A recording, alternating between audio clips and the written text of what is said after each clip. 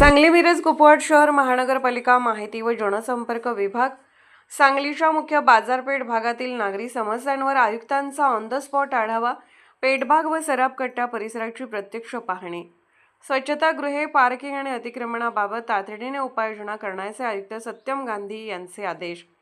सांगली शहरातील मुख्य बाजारपेठ असलेल्या पेठभाग, सराफकट्टा आणि कापडपेठ परिसरातील नागरी समस्यांची दखल घेत महानगरपालिका आयुक्त श्री सत्यम गांधी यांनी आज प्रत्यक्ष घटनास्थळी जाऊन पाहणी केली।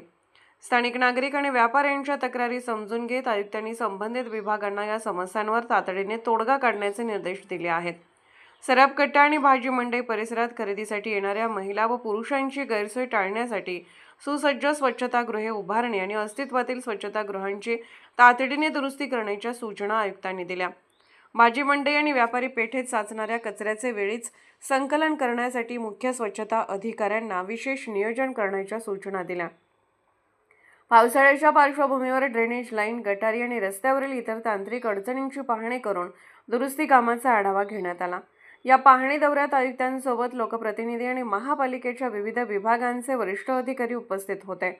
लोकप्रतिनिधी नगरसेवक श्री राजेश नाईक, नगरसेवक श्री उदय बेलवलकर, नगरसेविका सौ अनिता पवार, प्रशासकीय अधिकारी अतिरिक्त आयुक्त श्री राहुल रोकडे, शहर अभियंता श्री पृथ्वीराज चव्हाण, उप अभियंता श्री महेश मदने, अभियंता श्री श्रीधर फडके, आरोग्य व स्वच्छता विभाग, मुख्य स्वच्छता अधिकारी श्री सचिन सागवकर, स्वच्छता अधिकारी श्री याकूब मद्रासी आणि स्वच्छता निरीक्षक श्री प्रणिल माने लोकसहभागातून बाजारपेठेचा विकास सुरू, आयुक्त सत्यम गांधी। पाहणी दरम्यान नागरिकांशी संवाद साधताना आयुक्त म्हणाले की बाजारपेठ हा शहराचा हृदय भाग आहे। येथील पार्किंग आणि स्वच्छतेचे प्रश्न प्राधान्याने सोडवण्यात येतील। नागरिकांना आणि व्यापाऱ्यांना दर्जेदार सुविधा देण्यासाठी प्रशासन कटिबद्ध असून लवकरच या सर्व समस्यांचे निराकरण केले जाईल। प्रशासनाच्या या सक्रिय भूमिकेबद्दल स्थानिक व्यापारी आणि नागरिकांनी समाधान व्यक्त केले आहे।